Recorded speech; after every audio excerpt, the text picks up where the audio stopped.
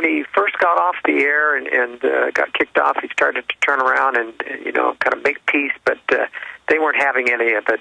Once he betrayed the establishment, they weren't letting him back in. So I think Dobbs is going to be permanently outside their reach now. Okay, I'm going to give you the floor, and my brain moves so quick, just like yours and others, that I tend to interrupt because of thoughts that you spur.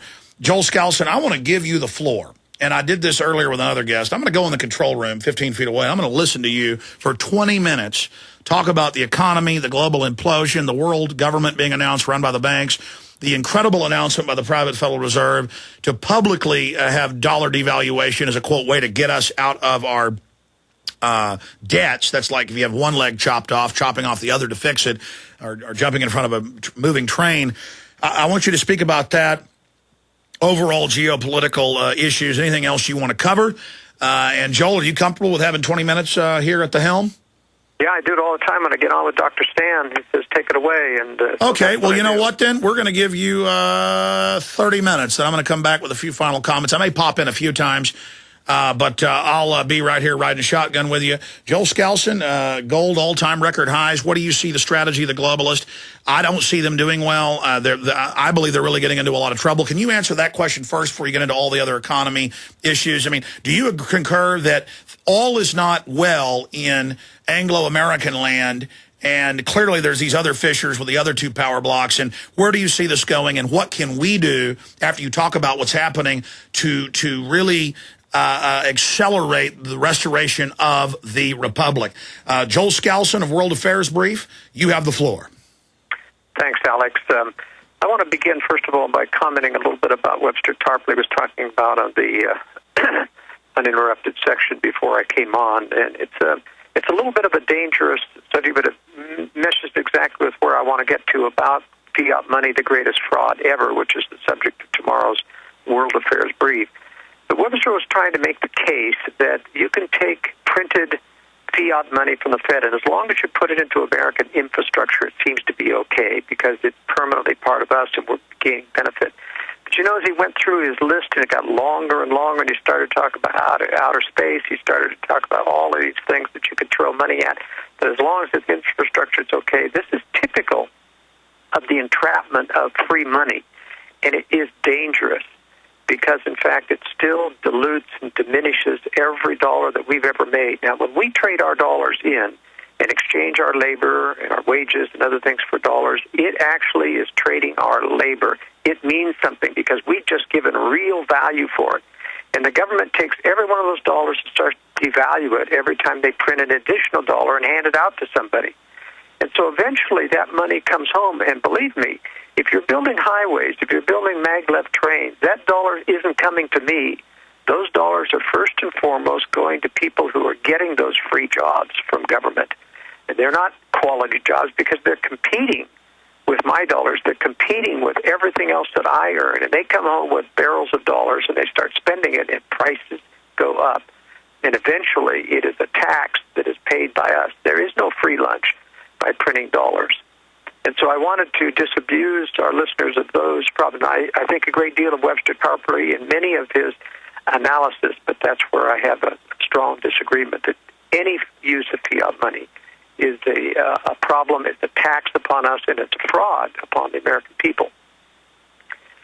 I began my introduction talking about, and I will get through in this introduction in this 30 minutes, the answers to your questions, Alex, because I do have answers of where they're going, how fragile they are, what are the prospects for collapse. The entire subject of this week's World Affairs Brief is the fact that the end is coming. This is not something that they can prolong forever.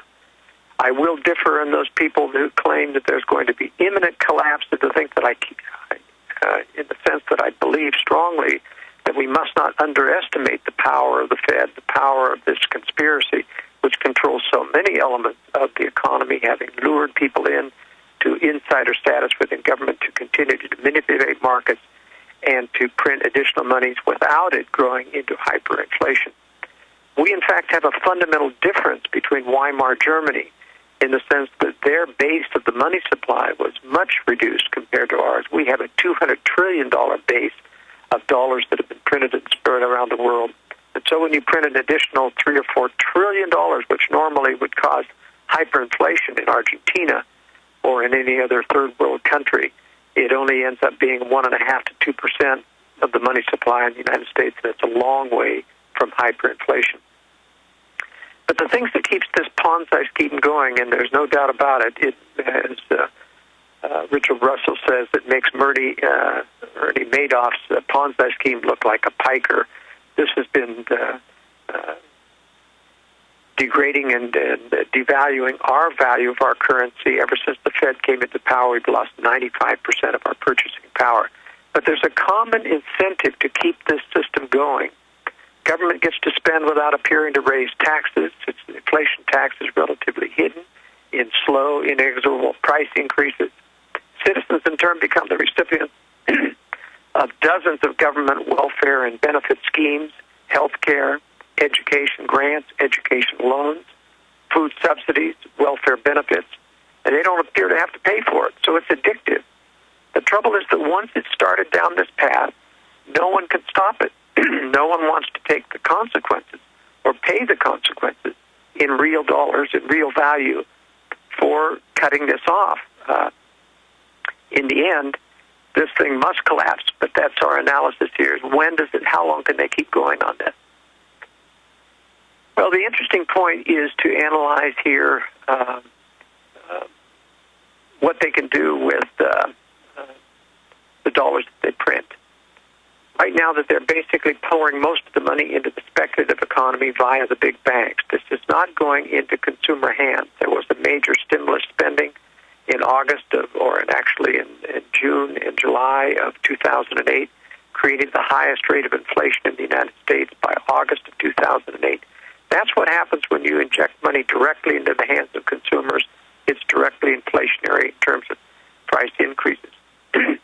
But when you start injecting it into the big banks and they don't spend it into the economy, they don't invest it, they don't loan it, because they're basically padding their own recapitalization accounts, and they're investing it, borrowing from the Fed at zero interest rates and investing it in the stock market and in various money and Forex accounts, gaining 3 to 8% interest. Why should they loan to the American people when they can make money like that without any risk?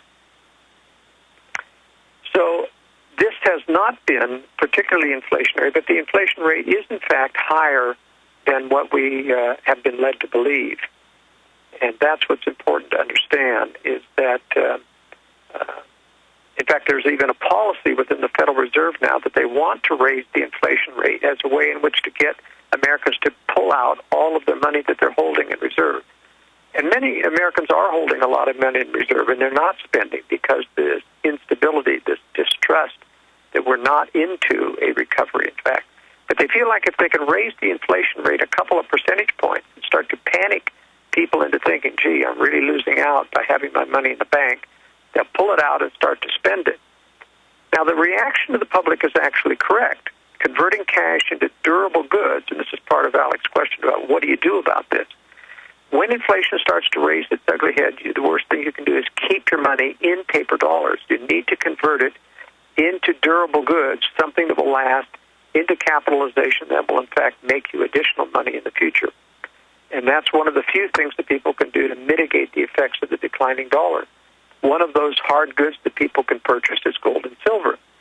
Gold now and silver are at all-time highs, and though there will and may well be a correction, it probably won't be more than 10%, and I can guarantee you that it has no place to go up, but and significantly higher in the long term.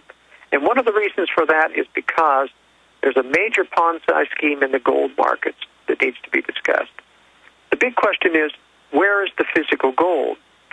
And nobody seemed to worry about this before because most of the gold, about 98% of the gold, was sold in gold contracts around the world. But now it's come to light that the London gold market, the largest in the world, has in fact only a tiny fraction of physical gold to fulfill all of the billions in gold contracts that they market every day in the gold markets of London.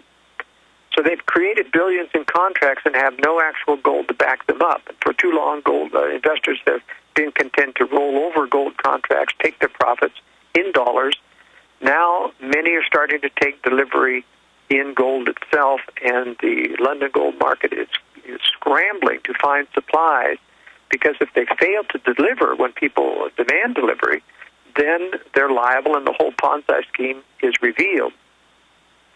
Nothing is more symbolic of this than J.P. Morgan starting to reopen its underground gold vault in New York that was mothballed in 1990.